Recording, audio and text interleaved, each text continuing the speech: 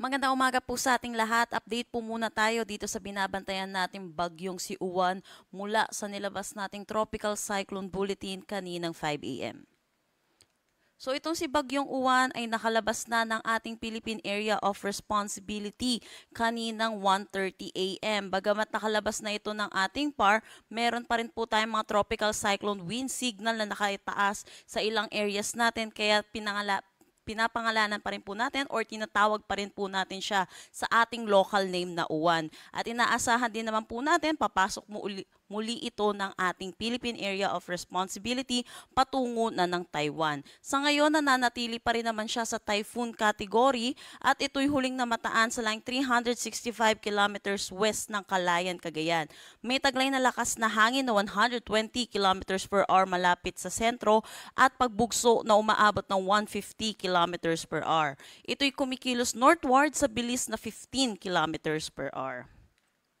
Para naman sa forecast track neto natin sa si Bagyong Uwan, yun po nakalabas na siya ng ating PAR kaninang 1:30 a.m. at inaasahan natin hihina na rin ito sa susunod na oras bilang isang severe tropical storm at ito'y maglalandfall dito sa may Taiwan bilang isang ganap na tropical storm at ito'y magda-downgrade din into a tropical depression at low pressure area. Yes po, papasok po ulit siya ng ating Philippine Area of Responsibility, pero dahil po ito'y makaka-apekto na rito sa Taiwan, hindi naman na din natin inaasahan na meron pa rin po itong direktang epekto sa malaking bahagi ng ating bansa. Pero dahil po sa lawak na itong si Bagyong Uwan, posible makaranas pa rin na malakas na bugso ng hangin kahit nandito na po siya sa Taiwan, dito sa extreme northern Luzon, particularly dito sa may Batanes at Babuyan Island. So iba yung pag-iingat pa rin po para sa ating mga kababayan. Dulot pa rin po ng mga hangin na posibleng dulot nito ni Uwan. Sa ngayon, meron pa rin tayong Tropical Cyclone Wind Signal number 2 at dito ito sa may Batanes, Cagayan kasama ang Babuyan Islands, Apayao, Abra, Kalinga, western portion ng Mountain Province, northwestern portion ng Benguet, Ilocos Norte, Ilocos Sur, northern portion ng La Union. Signal number 1 naman sa Isabela, Quirino, Nueva Vizcaya, rest ng Benguet, Ifugao, rest ng Mountain Province, rest of La Union, Pangasinan, Aurora, Nueva Ecija, Zambales at Bataan.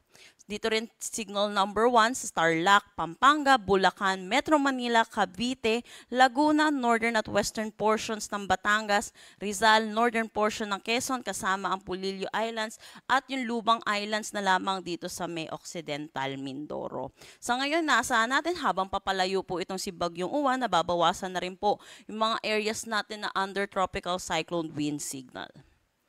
Sa ngayon, pag makakaranas pa rin ng mga occasional na malalakas na bugso ng paghangin, ngayong araw sa malaking bahagi pa rin ng Luzon, Western Visayas, Negros Island Region at Northern Samar. Dulot po rin po ito ng bagyong si Uwan. Bukas naman ay makakaranas pa rin ng mga bugso ng hangin, dulot na itong ni Uwan sa Ilocos Region, Cordillera Administrative Region, Cagayan Valley, Bicol Region, Zambales, Bataan, Cavite, Quezon at Aurora. At yun po, gaya po nung sinabi ko kanina, posible pa rin yung malalakas na bugso ng hangin kahit itong si Uwan ay nandito na sa may Taiwan, dito sa may Batanes at Babuyan Islands. Para naman sa ulan na dulot netong si Bagyong Uwan, inaasahan pa rin natin, meron pa rin tayong mararanasan na mga kalat-kalat na pag-ulan, lalo na dito sa Ilocos Norte, Abra, Ilocos Sur, La Union at Benguet. Inaasahan po natin yung 50 to 100 millimeters of rain pa rin po at posible po yung mga localized flash flood at mga pagguho ng lupa. Kaya pag-iingat po para sa ating mga kababayan. At habang papalayo na rin po itong si Uwan, improving weather na rin po ang ating mararanasan sa malaking bahagi ng ating bansa. Pero sa mga susunod na araw, meron po tayong nakikitang posibilidad na intertropical convergence zone dito sa may Palawan, Visayas at Mindanao na posible din magdala ng mga kalat-kalat na pag-ulan sa kanila. Wala na tayong nakataas na anumang storm surge warning sa anumang parte ng ating bansa. Pero pagdating sa gale warning, meron tayong nakataas dito sa Batanes, Cagayan kasama ang Babuyan Islands, Ilocos Norte, Ilocos Sur, La Union, Isabela, Pangasinan, Zambales, Bataan, Batangas, Occidental Mindoro kasama ang Lubang Islands. Kaya pinag-iingat po natin mga kababayan natin mangingisda at may mga sasakyan malit pandagat na delikado po muna pumalaot dito po sa mga nasabi po nating coastal areas. At yan po muna yung latest nating update dito sa bagyong si Uwan. Next update po natin ay mamayang 11 a.m. Para sa karagdagang impormasyon, bisitahin ang aming mga social media pages at ang aming website pag-asa.dost.gov.ph. At yan po muna ang latest dito sa Pag-asa Weather Forecasting Center. Chanel Dominguez po at magandang umaga.